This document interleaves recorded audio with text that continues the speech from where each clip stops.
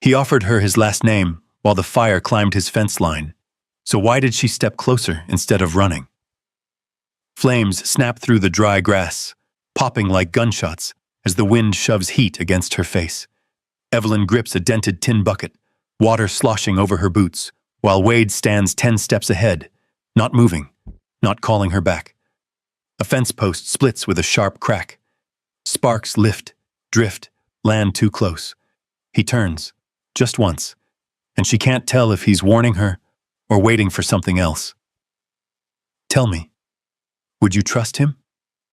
The road into Dry Hollow ran red with dust, the kind that clung to your hem and stayed there like it meant to claim you. Evelyn Brooks walked it slow, one step at a time, her boots worn thin at the heel. The sun sat high and hard, pressing down on the back of her neck. She didn't lift a hand to wipe the sweat. It would only come again. Her satchel hung light against her hip. Too light. She stopped first at the dressmaker's. A bell chimed when she pushed the door. The woman behind the counter looked up, smiled out of habit, then let it fade just as quickly. Evelyn laid a neatly stitched sleeve on the counter. The seams were tight. Even. The kind of work that held. The woman didn't touch it. "We're not hiring," she said, already turning away. Evelyn folded the sleeve, slipped it back into her bag, and stepped outside before the bell could ring again. The cafe smelled like coffee gone bitter. A man wiped down the same spot on the counter 3 times while she spoke. He didn't look at her hands, didn't look at anything but the wood beneath his rag. "No help needed," he said. At the general store, a boy barely old enough to shave shook his head before she finished her sentence. By the time she stepped back into the street, the town had gone quiet around her in that way towns do when they've already made up their mind. Evelyn stood there a moment longer than she needed to. A screen door creaked somewhere to her right. Dishes clinked. A chair scraped. She turned toward a narrow place with 2 tables out front, the kind that served whoever walked in and asked plain. A man was stacking plates, moving slow, like the heat had settled into his bones. He wore a dust-streaked shirt, sleeves rolled once, hands rough and steady. Evelyn walked up to the edge of the porch, her fingers tightened on the strap of her satchel. For a second, nothing came out. Then she said it. "I ain't pretty, but I can cook." The man didn't laugh, didn't frown. He just looked at her once. It wasn't a long look, but it didn't slide off her either. It stayed just long enough to take in the dust on her dress, the way she held herself upright, the way her hand didn't shake even when everything else did. He set the last plate down. "Then marry me," he said. Evelyn blinked. The word hung there between them, strange and solid all at once. "I need a wife before the court meets tomorrow." No smile, no explanation, just that. A wagon rattled past behind her. Someone laughed across the street. The world kept moving like nothing had changed. Evelyn glanced down at her satchel. She could feel the coins inside, few enough to count without opening it. She knew what a room cost in this town, knew how many nights she had left. She looked back at him. He hadn't moved. The wind shifted, lifting a corner of her skirt, carrying the smell of dust and hot wood. Evelyn let out a breath she didn't realize she'd been holding. "All right," she said. Her voice came out steady. "All right." The man nodded once, like a deal had been struck over a fence line. "Wade Colburn," he said. Evelyn gave a small nod of her own. "Evelyn Brooks." He stepped off the porch, boots hitting the ground with a dull thud. Up close, he smelled faintly of leather and sun. He didn't reach for her, didn't offer anything more. "Judge keeps his office open till sundown," Wade said. "We ride now, we make it." Evelyn turned once, just once, and looked back at the town. No one was watching anymore. She shifted her satchel higher on her shoulder and followed him. The red dust rose behind their steps, then settled back into place like she'd never been there at all. The judge's office sat between a barber shop and a narrow apothecary that smelled of camphor and dried herbs. A crooked sign hung above the door, tapping soft against its chain in the wind. Wade pushed it open without knocking. Inside, the air was cooler, paper and ink, a clock ticking somewhere behind the wall. The judge didn't look surprised. "Colburn," he said, adjusting his spectacles. His eyes moved once to Evelyn, then back to the page in front of him. "You're cutting it close." Wade took off his hat. "That's the idea." No one asked Evelyn if she was sure. The paper was set out. A pen laid across it. The judge spoke the words in a voice that had said them too many times to count. Evelyn listened without catching all of it. Her name came clear. She stepped forward when he nodded. The pen felt heavier than it should have. Evelyn Brooks. The ink bled a little at the end of the S. She didn't fix it.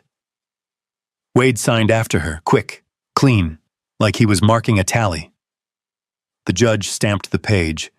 The sound was flat and final. "That'll hold," he said. Outside, the sun had dropped lower, taking some of the heat with it. A breeze moved through the street, lifting dust in thin sheets.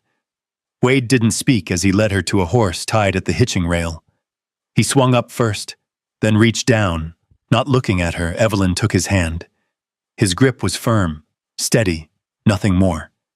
He pulled her up behind him. They rode out of Dry Hollow without looking back. The land opened wide past the last row of buildings. Dry grass stretched out, pale and brittle, bending under the wind. Fence posts leaned where they stood. Far off, a line of hills cut the horizon in a dull blue. They rode in silence. Evelyn kept her hands light at his sides, just enough to keep her seat. The rhythm of the horse settled into her bones after a while. Hooves on hard ground, leather creaking, the wind filling the spaces between. By the time the ranch came into view, the sun was low enough to throw long shadows across the land. Colburn Ridge stood higher than the fields around it. A wide house, wood gone gray with years. A barn off to the side. Corrals fenced in rough, straight lines. Everything set firm, like it had been built to last, whether anyone stayed or not. A man stood near the gate, arms folded across his chest. He watched them ride in. Wade slowed the horse. "That's Silas Boone," he said, like he was naming a tool. "He runs things when I'm off." Silas didn't step forward, didn't offer a hand. His eyes moved over Evelyn once, from her boots to her face, then back again. "That her?" he asked. "That's her." Silas nodded once, like a box had been checked. Wade slid down and tied the reins. Evelyn followed slower, her legs stiff from the ride. When her boots hit the ground, the dust puffed up around them. "Kitchen's through the back," Wade said. "Room's off to the left." No welcome. No explanation. Just directions. Inside, the house was clean in a way that felt empty.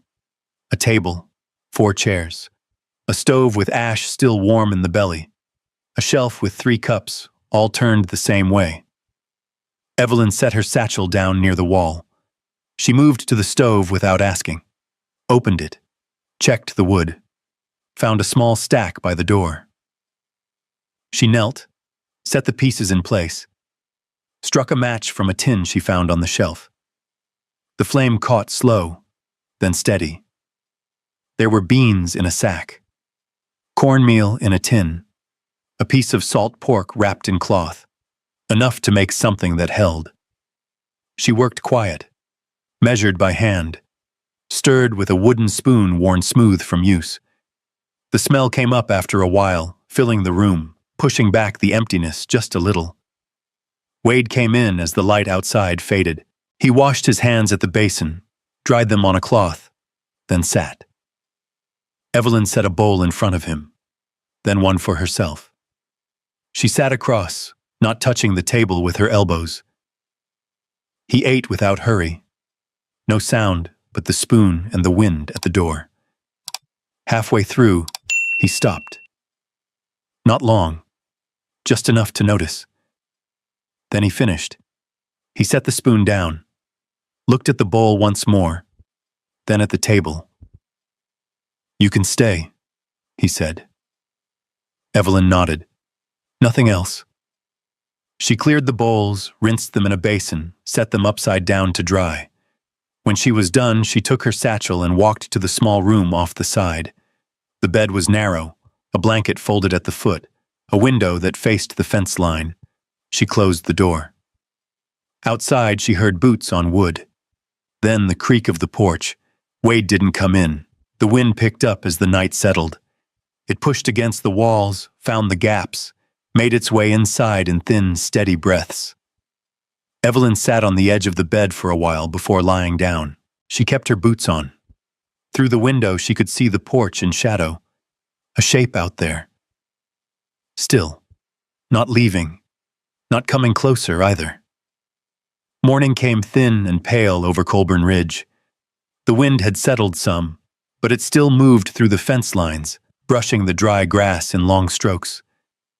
Evelyn stepped out onto the porch with a tin cup in her hand. Coffee, weak and hot enough to hold. Wade was already gone. The yard had that early quiet to it. A saddle leaned against the post, a bucket by the well half full. Work had started before light. She drank slow, watching the horizon. By the time she stepped inside again, boots sounded outside. 2 men came in through the back without knocking, dust on their coats. One of them nodded once at her. The other didn't bother. "Morning," the first said. Evelyn returned the nod. Nothing more. They sat, ate what she put down without comment. One of them glanced at her hands as she set the plate, noticed the clean lines of the bread, the way the eggs were done just right. He said nothing about that either. Outside, she heard a low voice. Silas Boone. He stood near the corral, speaking with Wade.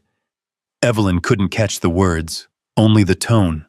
Flat, practical, the kind of talk that didn't leave room for anything extra. When Wade came in, he didn't look at her right away. He washed, dried his hands, and sat. She set his plate down. Their fingers didn't touch. "You'll want to keep to the house," he said after a moment. "Town talks." Evelyn set the spoon beside the bowl. "It already does." He didn't argue. The first time she went into Dry Hollow after that, it was for flour and salt. She walked in alone. Head up.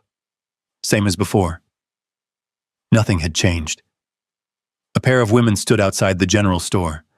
Their voices dropped when she passed, but not enough. "That's her," one of them said. "4th one this year, ain't it?" Evelyn didn't slow, didn't turn.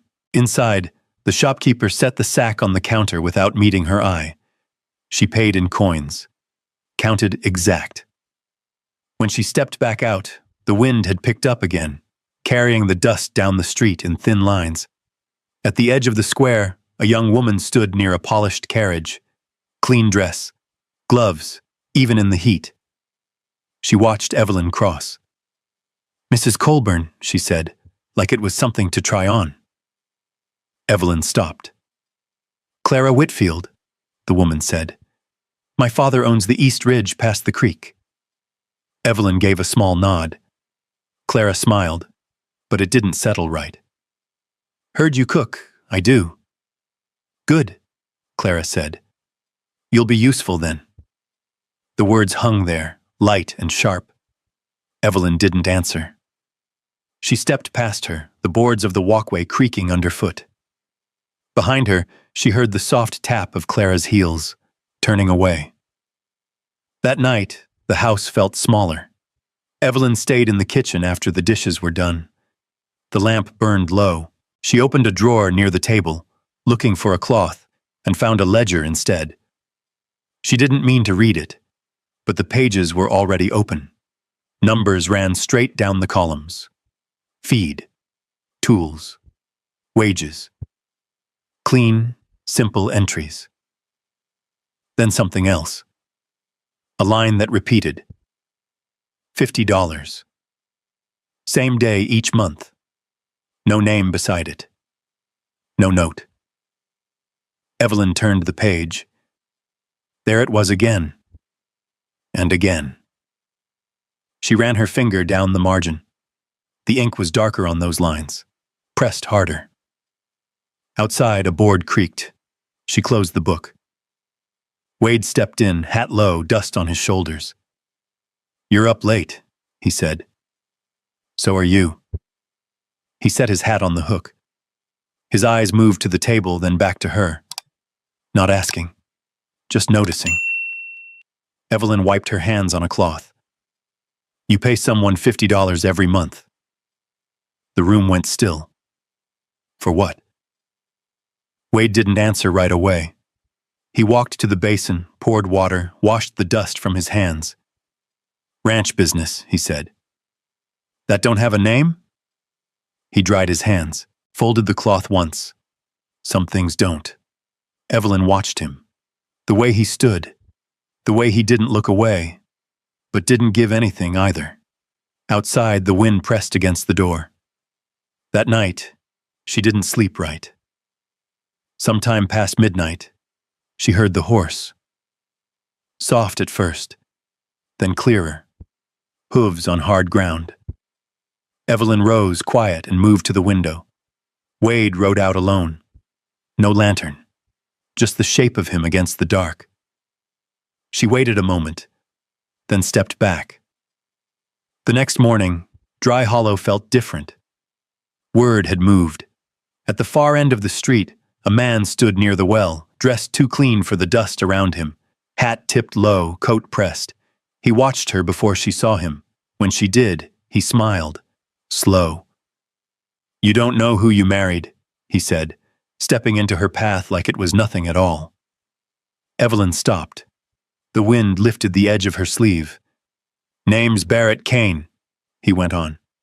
"Figure you ought to know what you've stepped into." She didn't answer. Didn't move, just held his gaze a moment longer than needed, then stepped around him and kept walking. Behind her, she could feel his eyes follow, and for the first time since she'd come to Colburn Ridge, something shifted. Not fear, something colder. Like the ground under her boots wasn't as steady as it had been the day before. The wind came up before dusk. Evelyn felt it first at the back door, the hinge giving a soft groan each time the gusts pressed against it. She set a stone against the frame to keep it from swinging. The sky had gone a dull, heavy color, the kind that made the hills look farther away than they were. Silas passed through the yard, moving quicker than usual. He didn't stop to talk. Just checked the fences, then the barn, then the far end of the corral. Evelyn watched from the porch. Something wasn't right.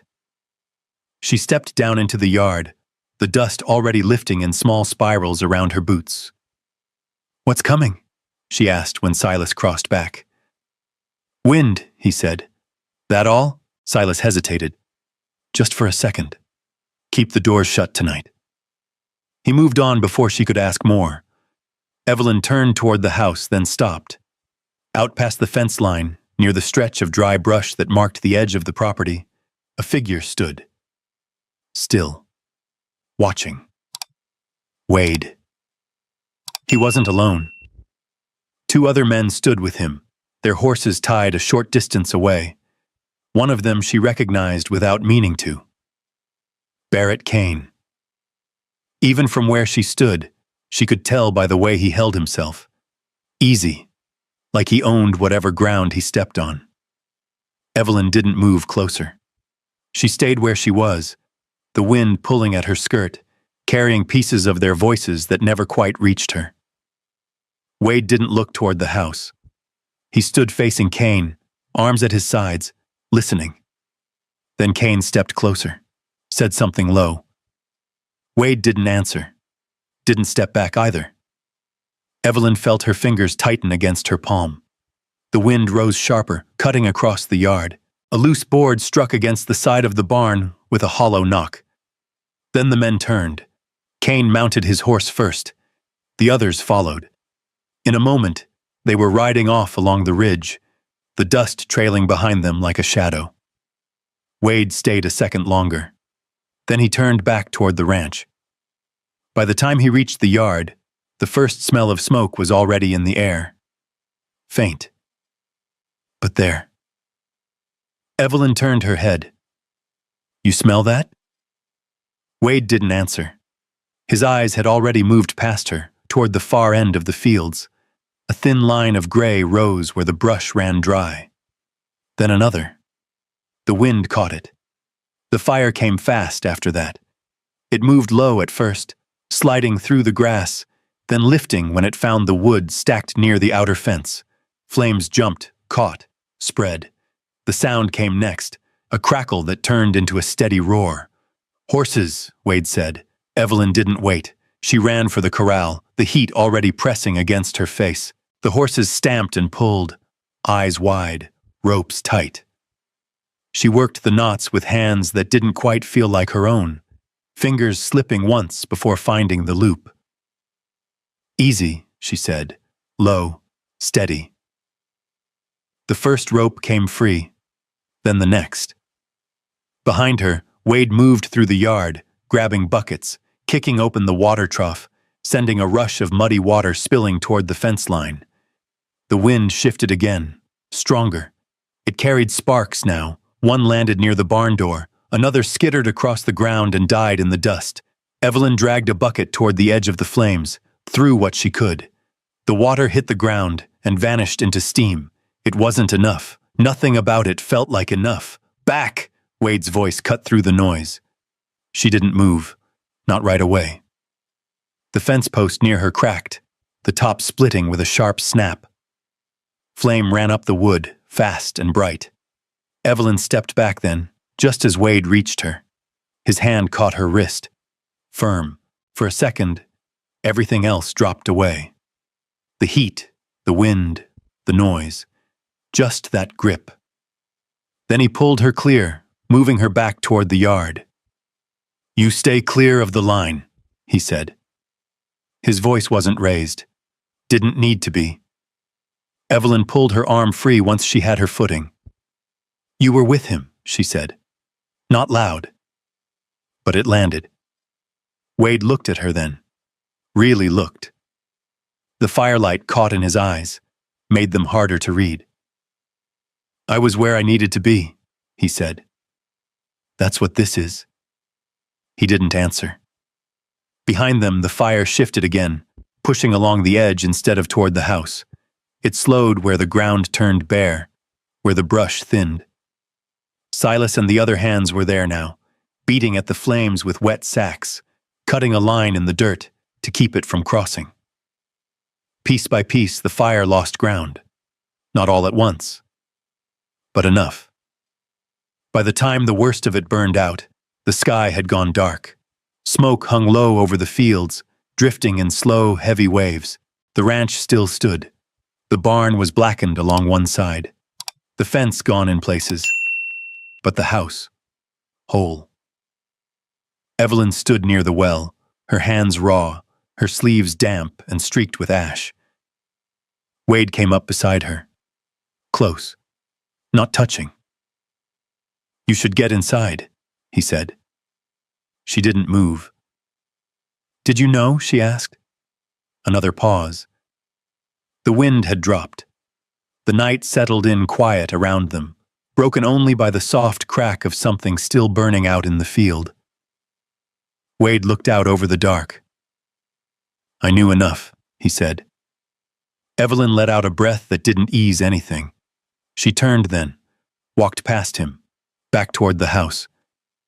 Behind her, she could feel his presence still, not reaching, not leaving. And somehow, that felt worse than either. Morning came slow. Smoke still hung low over the fields, drifting in thin gray lines that caught the early light. The air smelled of wet ash and scorched grass. Somewhere out near the fence, a board creaked loose in the wind. Evelyn stood at the kitchen table with a cloth in her hands, wiping the same spot twice without noticing. The coffee had gone cold beside her. Boots sounded outside. More than one pair. She set the cloth down. By the time she stepped onto the porch, 3 riders had come through the gate. One wore a badge pinned to his vest. Another carried a leather case under his arm. Papers. Official. Wade stood in the yard already, waiting. Evelyn stayed at the top of the steps. No one called her down. The man with the badge dismounted first. "Wade Colburn," he said, like he'd said it before. "That's right.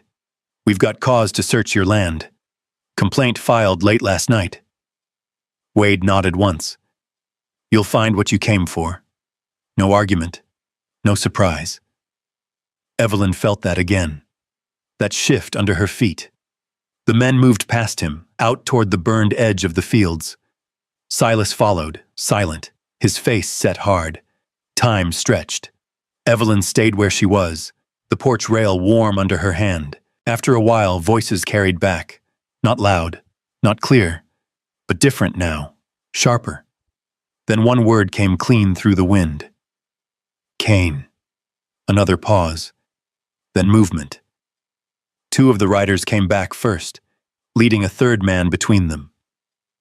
Barrett Kane. His coat was dusted with ash, his hat gone. The easy look he wore before had slipped some, though not all the way. He glanced up once, caught sight of Evelyn on the porch, and gave the smallest shake of his head, almost a laugh. "Morning," he said, like they'd met for business.